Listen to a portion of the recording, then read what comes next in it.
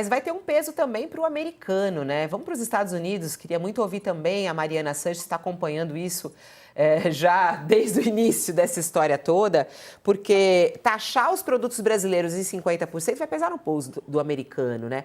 Qual tem sido a repercussão aí nos Estados Unidos desse anúncio de Donald Trump? Será que ele vai receber apoio dos americanos em fazer isso com o Brasil, Mariana? Pois é, Fabiola, essa é uma questão interessante, né? A gente já vê hoje as bolsas caíram, né? Houve uma extensa cobertura da imprensa internacional. A gente viu, por exemplo, a insuspeita revista The Economist, que é super liberal, apontando para essa questão. A gente viu o New York Times chamando a atenção para isso, o Washington Post mandando push de que isso estava acontecendo, quer dizer, de que as tarifas estavam sendo impostas. E a gente nota que chamou bastante atenção, né? Porque nos últimos dias o presidente Trump mandou essas cartinhas, como essa que mandou ao Lula, né? Que na verdade não mandou, postou nas redes sociais, né? Ela nunca chegou pelas vias oficiais, mas enfim.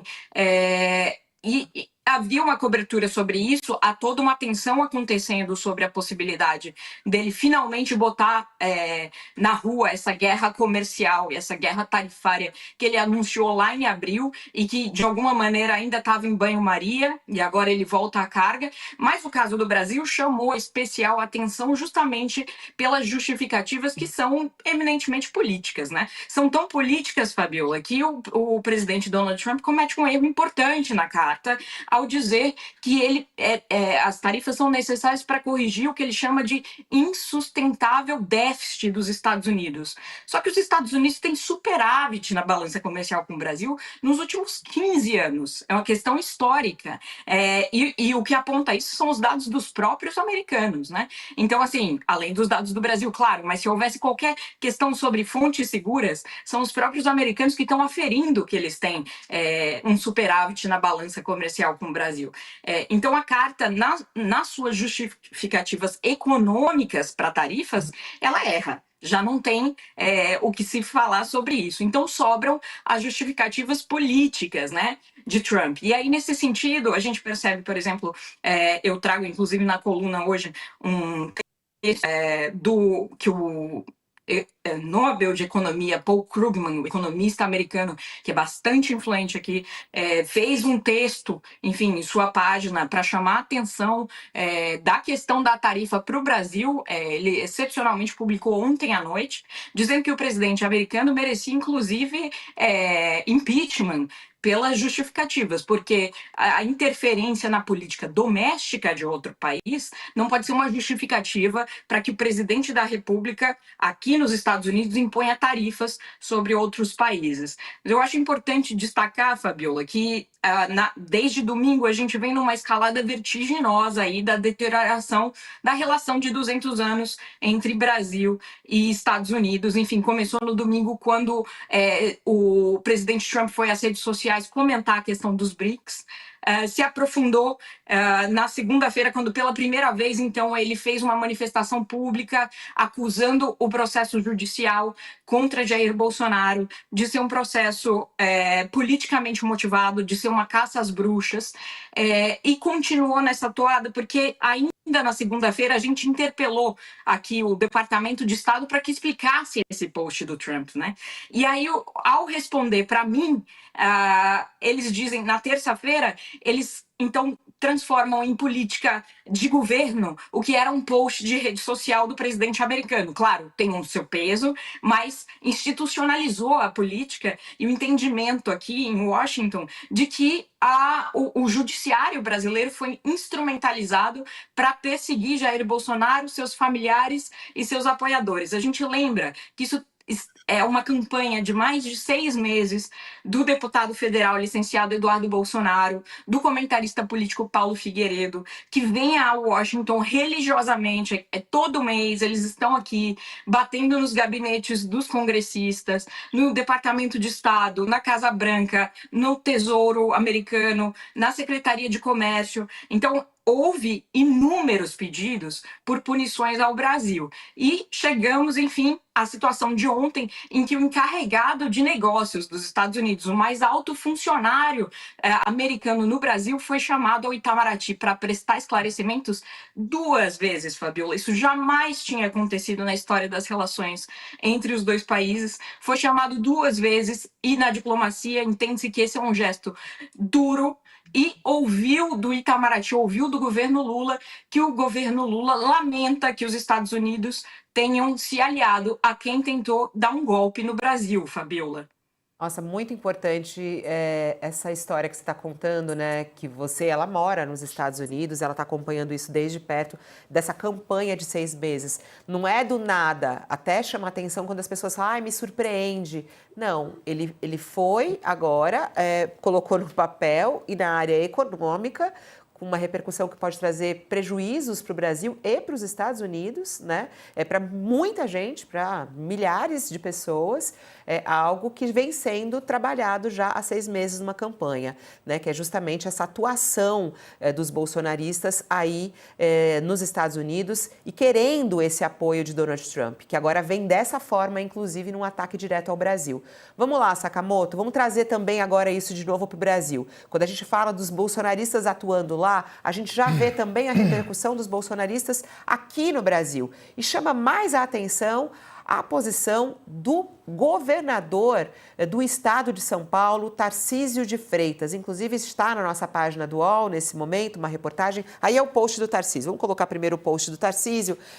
E é muito interessante, quer dizer, Donald Trump anuncia tarifa de 50% para todos os produtos brasileiros. E aí começam as reações políticas. O governador Tarcísio de Freitas, aliado de Bolsonaro, aí ele coloca: Lula colocou sua ideologia acima da economia. E esse é o resultado. Tiveram tempo para prestigiar ditaduras, defender a censura e agredir o maior investidor direto no Brasil. Outros países buscaram a negociação. Não adianta se esconder atrás de Bolsonaro. A responsabilidade é de quem governa. Narrativas não resolverão o problema. Quem respondeu a Tarcísio? A ministra de Relações Institucionais, Gleisi Hoffmann. Ela escreveu: quem está colocando a ideologia acima dos interesses do país é o governador Tarcísio e todos os cúmplices de Bolsonaro que aplaudem o tarifaço de Trump contra o Brasil. Pensam apenas no proveito político que esperam tirar da chantagem do presidente dos Estados Unidos, porque nunca se importaram, de verdade, com o país e o povo. Estamos diante do maior ataque já feito ao Brasil em tempos de paz, visando a atingir não apenas nossa economia, mas a soberania nacional e a própria democracia. Gleisi Hoffmann continua: esse é um golpe pelo qual Bolsonaro responde no STF, agora usando tarifas de um país estrangeiro para impor o seu projeto ditatorial. É nessa hora que uma nação distingue os patriotas dos traidores. O editorial do Estadão não deixa dúvidas, escreve a Gleisi Hoffmann. Hoje o editorial do Estadão é muito forte em relação a isso, falando inclusive chamando lá que é coisa de mafioso o que Donald Trump fez. E aí a Gleisi Hoffmann fala um pouquinho a respeito disso. Vamos lá, Sakamoto. Primeiro, Tarcísio de Freitas falando que a culpa é do governo, é do Lula, e a Gleisi respondendo de maneira muito enfática e forte contra Tarcísio. Olha, Fabiola, o governador Tarcísio de Freitas rifou a economia e a democracia, né, passando pano para a conspiração do clã Bolsonaro junto com Trump. Não tem outra palavra para falar isso. Ele está rifando a economia, está rifando a democracia. Discutiu-se durante um bom tempo, e a gente vem discutindo um bom tempo, os pedágios que o governador Tarcísio de Freitas está tendo que pagar ao bolsonarismo para ser ungido como candidato desse campo político da extrema-direita à presidência da República no ano que vem. Então, o que acontece? Ele estava fazendo o quê? Pagando pedágio em que sentido? Estava indo nos eventos, indo nos protestos contra o Supremo Tribunal Federal, protestos por anistia a quem tinha tentado um golpe de Estado. Criticou-se abertamente, pessoas da esquerda à direita liberal, criticaram o posicionamento do governador Tarcísio. Falou, o governador Tarcísio inicialmente não compartilha com o presidente Bolsonaro de muitos elementos, mas resolveu pular de cabeça na mesma lama em que chafurdam aqueles que defendem que golpe de Estado tem que ficar por isso mesmo. né? Então o Tarcísio fez isso no final das contas e rifou a democracia. Só que aí o que aconteceu? Agora ele vai para um outro território.